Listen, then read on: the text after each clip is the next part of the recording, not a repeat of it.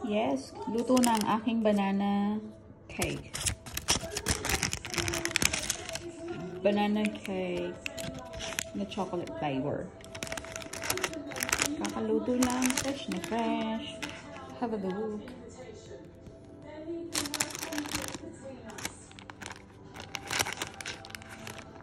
Bango niya, grabe.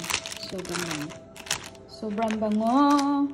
Kapag nagawa ko ng cake, hindi masyado matamis. Kasi nga, naglalagay ako ng dark chocolates. Ayan, nakikita nyo yan. Dark chocolates po yan. Yan po yung aking pampatamis na sa cake. Kaya hindi ko masyado siya nilalagyan ng sugar. Kita mo naman siya. O, diba? Hindi na ako bibili ng cake. Gumagawa na lang ako. Pero yung banana, yung pinaka mahal na ingredients kung gumagawa po tayo ng cake. Kasi ang banana dito, grabe, mahal siya masyado. O, diba? 4 na banana yung aking ginamit dito sa chocolate banana cake natin. Imagine that. 4 na banana. Try natin. Si asawa din na makapag-antay. Sabi niya, it smells so good daw. So, itry natin dito sa gilid muna. Kuhanan na natin siya. Sa gilid lang muna. O, diba? Oh, napaka-smooth. Napaka-smooth.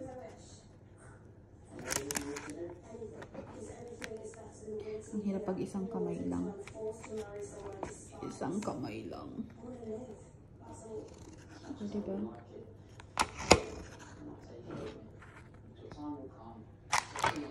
Tchanan!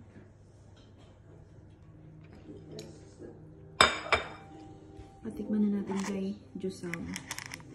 Hindi na siya nakapag-antay. Tignan nyo yung texture niya. Perfect. O, diba? Ang galing naman. Mainit pa po siya. Mainit. Kaya lang si asawa, yan yung gusto niya. Yung mainit pa, tapos kakainin niya. Yan ang kanyang gusto. Tignan mo naman. Oh my God. It's really moist. Super duper moist ang ating cake. Ganda ng pagkagawa. Ang galing. Ang galing ko talaga. So proud. Buhatin natin ang sariling upuan. Hindi, sa totoo lang talaga. Ang ganda ng texture niya. Hindi siya, ano. O, diba? Taran!